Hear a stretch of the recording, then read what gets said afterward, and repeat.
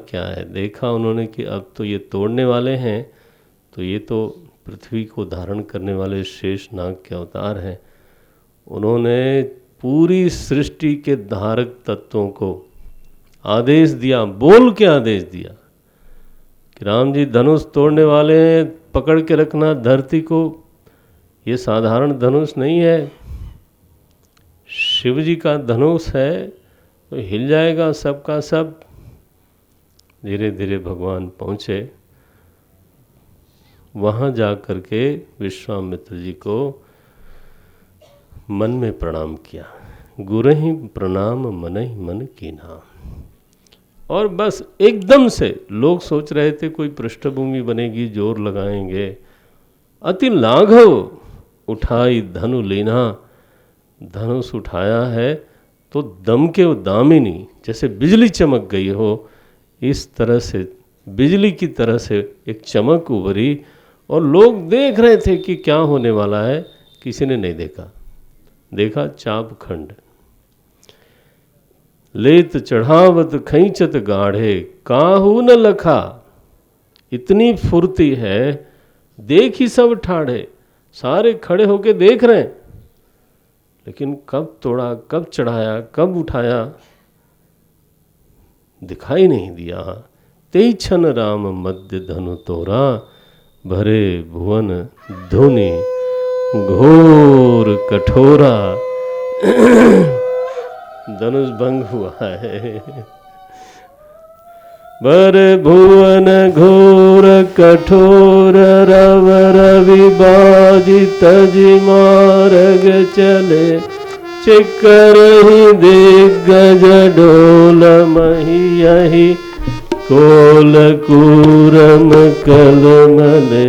सुर असुर मुनि कर कान दीने, सकल विकल विचारहि।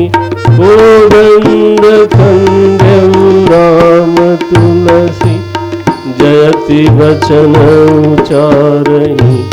कोदंड खंडेउ राम तुलसी, जयति वचन उचारहि।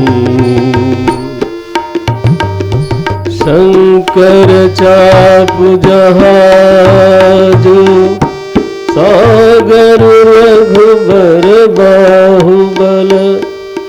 बूढ़ सो सकल समाजु, चढ़ा जो प्रथम ही मोर बस। भरे भुवन घोर ब्रह्मांड में वो ध्वनि गई है। चिक्करहि दिग्गज, दसों दिग्पाल जो हाथी हैं, चिग्घाड़ करते हैं। कूर्म जो है, जो धरती को धारण किए, कलमले वो भी हिला महाराज, शेषनाग भी हिले। सुर असुर मुनि कर कान दीने। सुर असुर मुनि सारे कान में अपनी उंगली लगाते हैं और विचार करते हैं क्या हुआ, क्या हुआ। उस समय तुलसीदास जी अकेले ही सभा में कूद कूद के बोल रहे थे। गोस्वामी ने लिखा यहाँ, कोदंड खंडेउ राम तुलसी जयति वचन उतारहि। बाकी लोग तो विवल थे, लेकिन हमारे तुलसी बाबा उसी स्वयंवर में राम जी को छोड़ते नहीं, झांकी हमेशा साथ में रखते हैं। तो तुलसी जयति वचन उचारहि, जय हो मेरे प्रभु ने धनुष तोड़ा, खुशी मनाते हैं।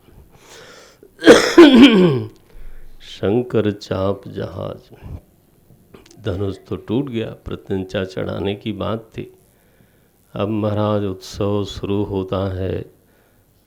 जानकी जी का आवाहन किया गया, जानकी जी आई हैं और यहाँ गीत गाते हुए जानकी जी को लाया गया।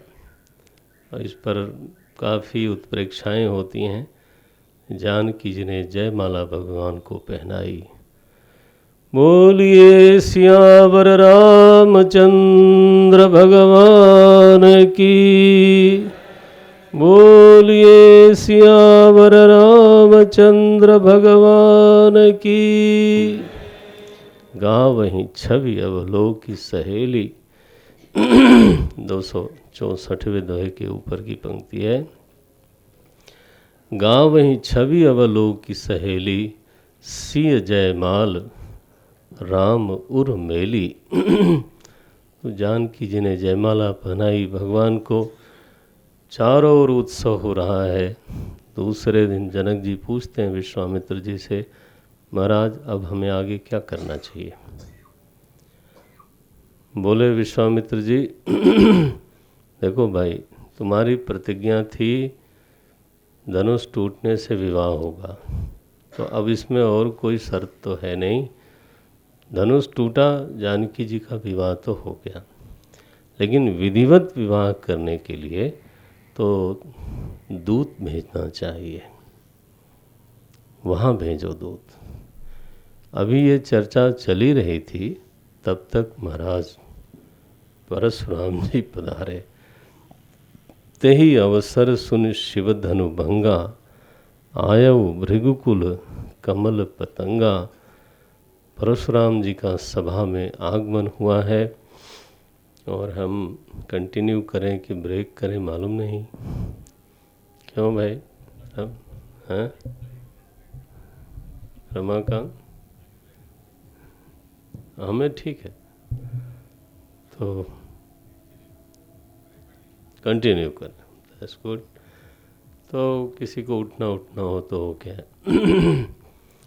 अब परशुराम जी आ गए तो उनको छोड़ के किसकी हिम्मत है जाने की? बहुत मुश्किल काम है। ओहो, लिखा है ये 267 दोहे के बाद प्रवेश होता है परशुराम जी का। मैं संक्षेप में इसका थोड़ा दार्शनिक पक्ष बोल के पूरा करूँगा। अदरवाइज ये पूरा जो प्रसंग है परशुराम जी के आगमन का और फिर गमन का, ये करीब 17 दोहों में गोस्वामी जी ने इसका विस्तार से वर्णन किया। 267 दोहे के बाद से शुरू होता है, यानी 268 दोहा पूरा का पूरा इसमें ये महाराज परशुराम जी पधारे, और 284वें दोहे में इनका गमन हुआ, विदाई हुई है ना। तो इतना एक दीर्घ प्रसंग है।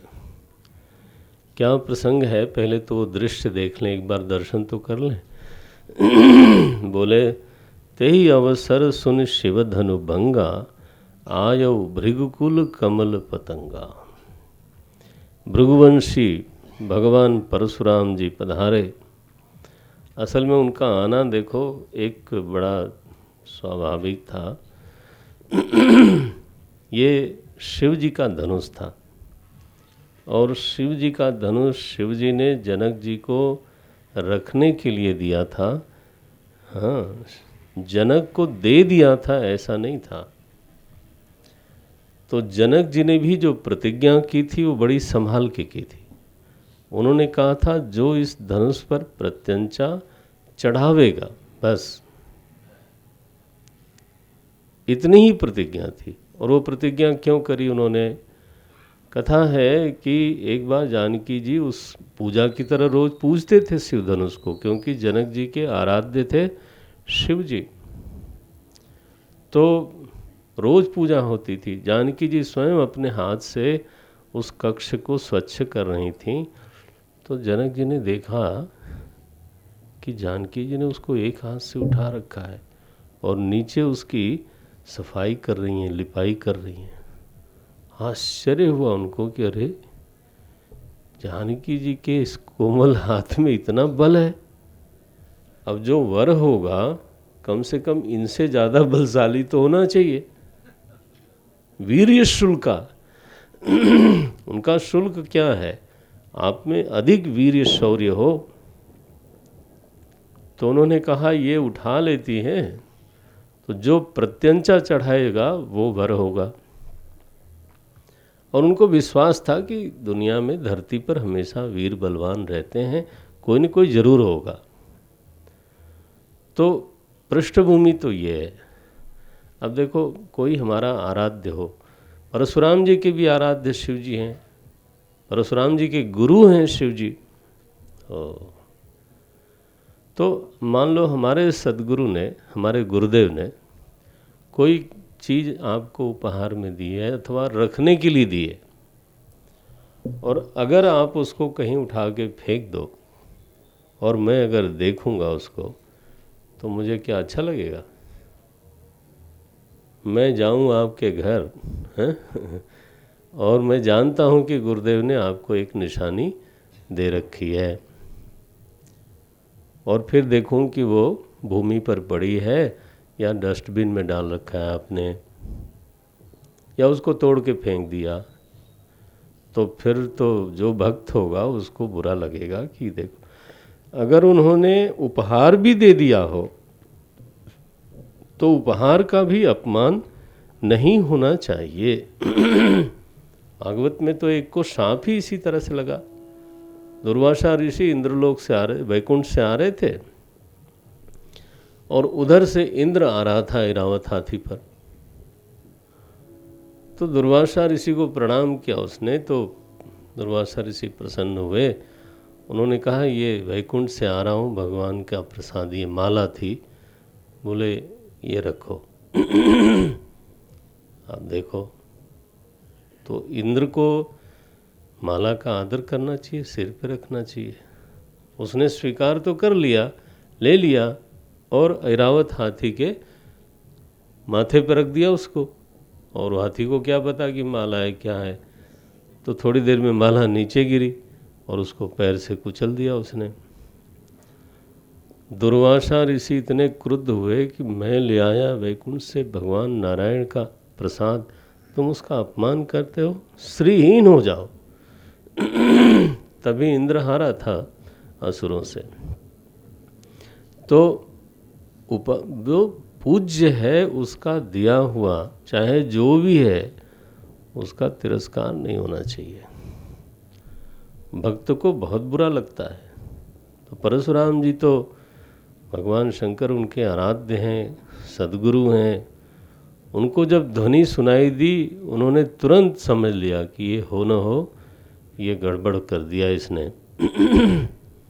और क्रुद्ध ही होकर के पधारे थे। ध्यान रखना, परशुराम जी भगवान के अवतार हैं। ये कोई साधारण व्यक्ति नहीं है, जीव नहीं है, भगवान के आवेशावतार हैं। हमारे गुरुदेव ने एक बार परशुराम जी का चित्र फोटो ले आए, तो मुझे दिया। मैंने कहा गुरुदेव इसका क्या करना है? बोले मैं जैसे प्रवेश करता हूँ सामने ही इसको फ्रेम करके लगवाओ। मैंने कहा सामने ही परशुराम जी का चित्र। थोड़ा हिचक हुई तो बोलते हैं he was the eliminator of corrupt politicians. I must remember that. I have to play the same role. तो मुझे याद है वो। उन्होंने कहा बिल्कुल फ्रंट पे लगाओ।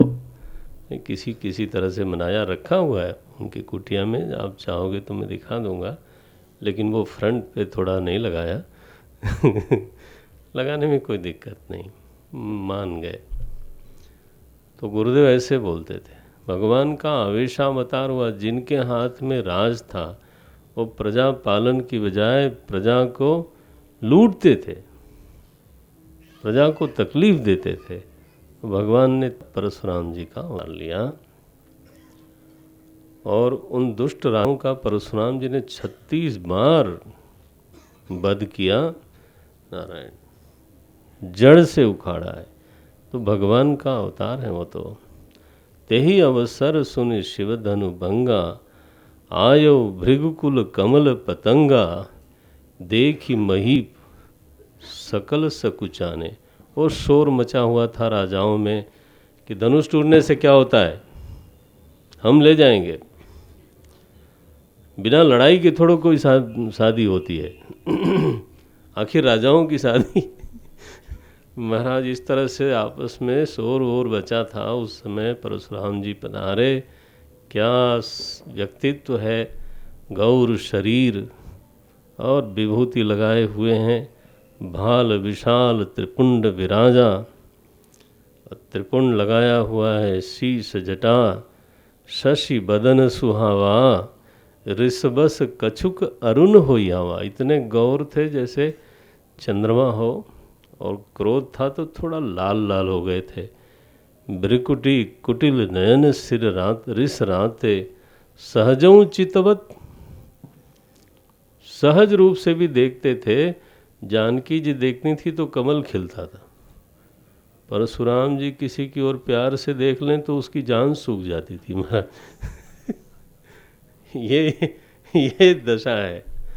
सहजहु चितवत मनहु रिसाते, उठे हुए कंधे हैं, चारु जनेऊ माल मृगछाला, और वीर वेश और मुनि वेश दोनों का सम्मिश्रण है। शांत वेश करनी कठिन, ऐसा भगवान का एक अवतार हुआ। जब परशुराम जी प्रवेश करते हैं ना, ये राजा लोग महाराज आकर के पितु समेत कहीं कहीं निज नामा, अपने पिताजी का नाम ले लेके, अपना नाम लेके प्रणाम। पहले हमारे यहाँ परंपरा यही थी, दक्षिण में अभी भी है, खास तौर से तमिलनाडु में ब्राह्मण लोगों के यहाँ हम लोग जब जाते हैं तो वो खड़े हो करके, है ना, ऐसे कान पे हाथ रखते हैं, अभिवादये ऐसा बोलते हैं, और फिर अपना कुल गोत्र शाखा सूत्र प्रवर सारे का उच्चारण करते हुए, पिता का नाम लेते हुए, फिर अपना नाम ले करके फिर प्रणिपात करते हैं। उनको बचपन से रटाया जाता है। और हमारे यहाँ भी रहा होगा, उत्तर भारत में भी। अब धीरे धीरे हम लोग जो हैं कुछ ज़्यादा मॉडर्न हो गए, अपना ही नाम नहीं कायदे से लेते। यहाँ लिखा है, पितु समेत कही कही निज नामा, लगे करन सब दंड प्रणामा। अब महाराज जिसकी ओर प्यार से देखते थे, अच्छा तुम भी हो यहाँ, उसकी जान सूखती थी। जनक जी महाराज सीता जी को ले आए, प्रणाम करवाया, आशीर्वाद दिया। विश्वामित्र जी भगवान राम और लक्ष्मण को ले आए, प्रणाम करवाया, आशीर्वाद दिया। परशुराम जी ने राम जी को देखा तो आंखें थोड़ा ठहर गईं। थकित भय, ये लिखा, राम चितई रहे थक लोचन। परशुराम जी भी तो उस रूप सौंदर्य से मुग्ध हो गए।